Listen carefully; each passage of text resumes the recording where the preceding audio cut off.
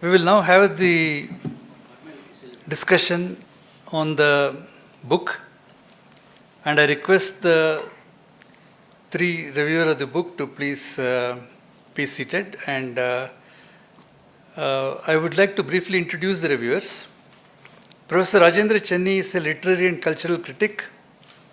He was Professor of English at Kuvempu University in Shivamogga and is presently Director of the Manasa Center for Cultural Studies. He has authored 16 books, received the Karnataka State Sahitya Academy Lifetime Achievement Award, has participated in several people's movement, and has an abiding interest in classroom teaching and research. Dr. Aruni is Regional Director of the Southern Regional Center of the Indian Council of Historical Research and has served there for 20 years. He is the author of 10 books on the history, art, and architecture of the South, including several books on Bangalore, a great contribution to the history of our city. Dr. H.S. Gopal Rao was an engineer by profession and simultaneously trained as a historian and scholar of epigraphy, doing his PhD in these subjects. He has written Kannada novels and now has more than 40 scholarly publications to his credit. His major works are Kalyana Chalukya temples and Karnataka Ekikarana Itihasa on the history of the unification of Karnataka, a monumental book republished in 8 editions so far, that won the Best Book Award from the Karnataka Sahitya Academy. Friends, I was trying to ask myself this question: what makes Professor Shettar the finest historian that the land has produced, and one of the most liberating scholars in the contemporary context? Among the many answers that one can find to this question, I thought the most important one is that he asserted the democratic values which are most essential in any form of critical inquiry. I am deliberately using the word democratic because he was practicing a profession which has been literally victimized by ideological conflicts. We are all aware of the fact how ideological positions have exercised enormous pressure on the profession of history. When I spoke to one of the great practitioners of history in India, he said, there are all kinds of histories, but we are still waiting for a historian's history. And what he meant by that was the practice of history where you do not give up the protocols of the discipline.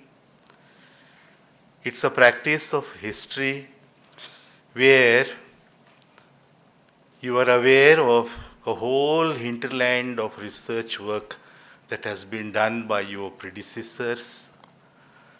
There is this awareness that you are just one member of a collective pursuit of knowledge.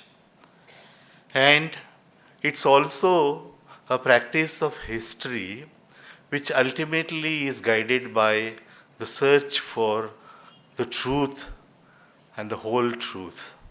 This is the history that Professor Shettar practiced. And that's why he has been such a fertilizing and liberating influence, not only on historians, but on writers, on critics, on analysts of culture, and on all those who have been thinking about Kannada language and Kannada Nadu and the history of Kannada. What I find very fascinating about Dr. Shettar's work is he made us aware that most of the familiar territories that we think we know about are still mysteries. That there's always a space for further, a deeper entry into that familiar territory.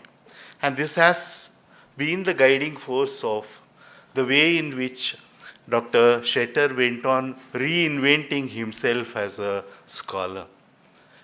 The other thing that I find very fascinating about his entire career is the way in which he raised some very radical questions in the writing of history of India and the history of Canada in such a sophisticated, in such a persuasive, convincing, and non-conflictual argumentative manner that many people did not notice that he was ushering in very deep changes in the way we look at our past, in the way we relate to the past. Let me quickly summarize what and how he did this in his great books in Kannada.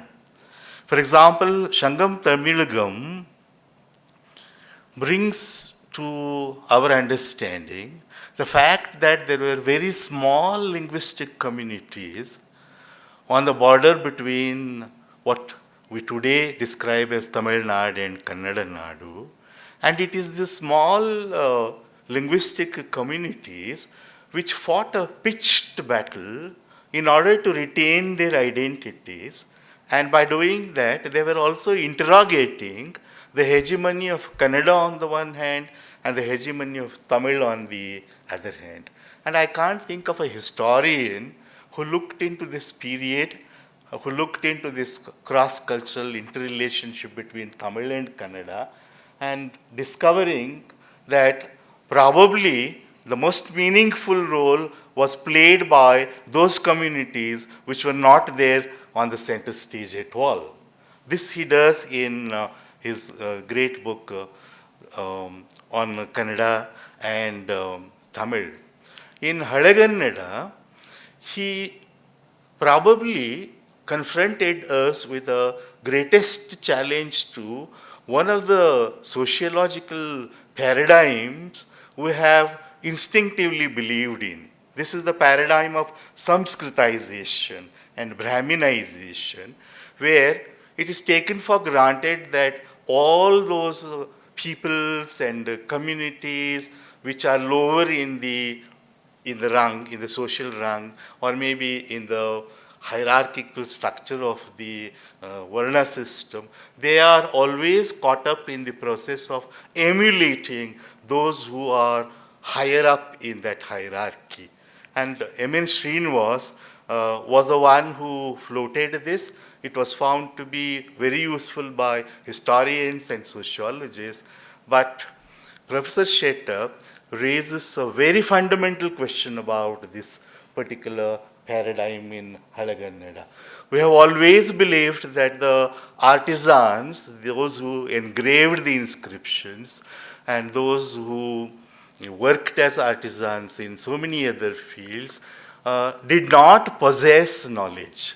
They did not possess literacy. And we have also believed that this hierarchical system was so closed that they had absolutely no access to either literacy or knowledge. And it was only the privilege of some of the hegemonic classes and caste groups which were very close to those who were the rulers. Professor Shetter's book proves this to be wrong because it tells us with 100 examples that the artisans were literate, they were well-read, they were knowledgeable, and they were so self-confident that even while engraving the inscriptions, they were able to reinterpret the material and the information that was given to them.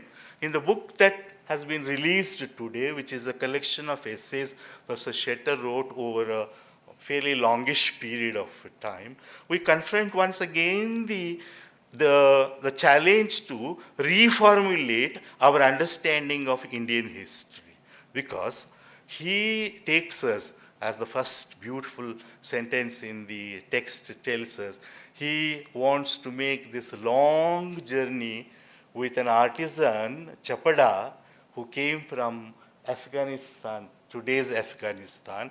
And this Chapada walks all the way down to Karnataka in order to engrave the inscriptions which King Ashoka wanted him to put on the public monuments known as the rock edicts.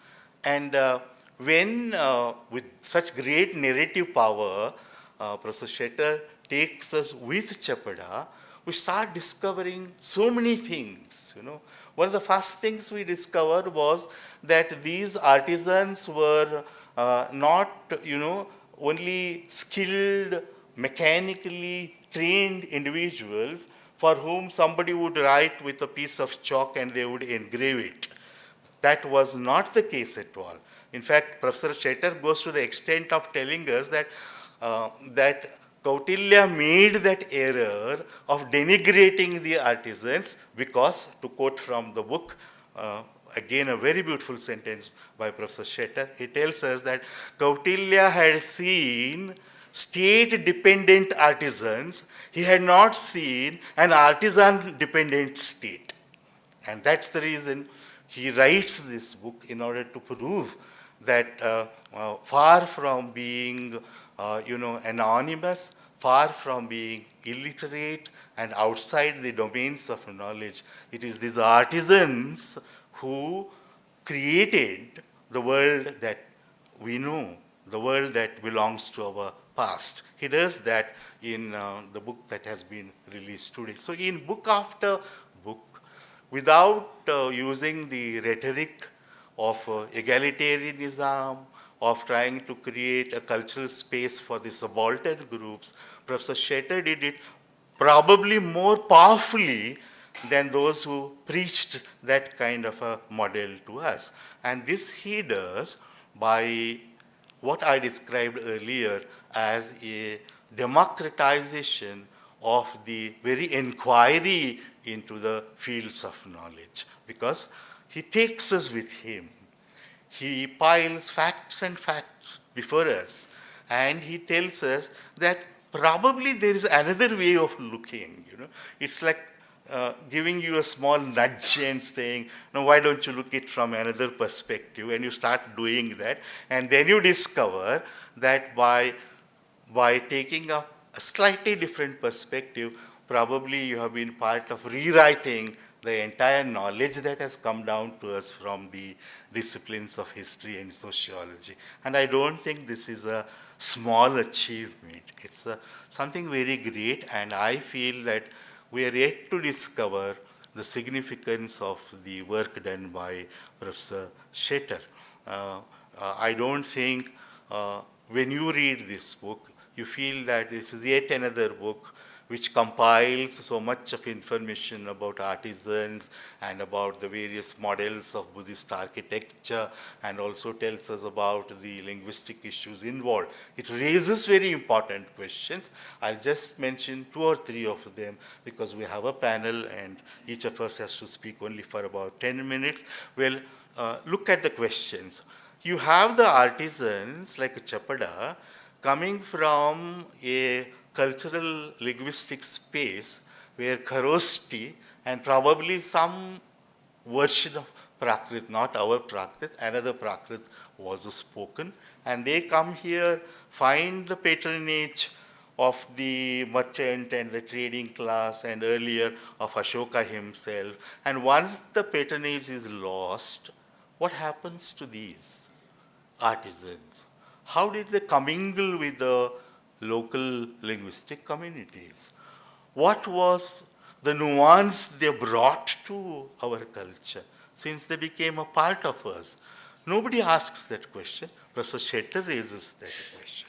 What happened to all of them who came from such very, very different linguistic and cultural spaces, contributed to spreading the message of Ashoka, and then gradually got amalgamated into this highly heterogeneous society of India? He wants us to think about that.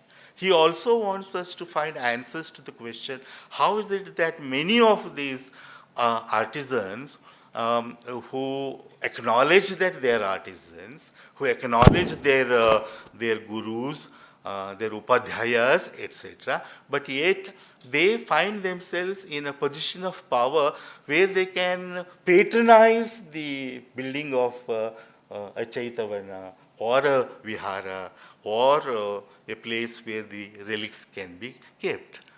The question is, are we sure about the dynamism of Indian history? Do we really know about the movements of peoples?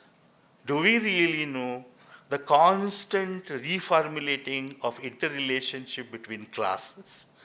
Are we sure about it? This is the radical question that Professor Shetter is raising in his books. And that, I think, makes us feel that yes, this is time to begin to think.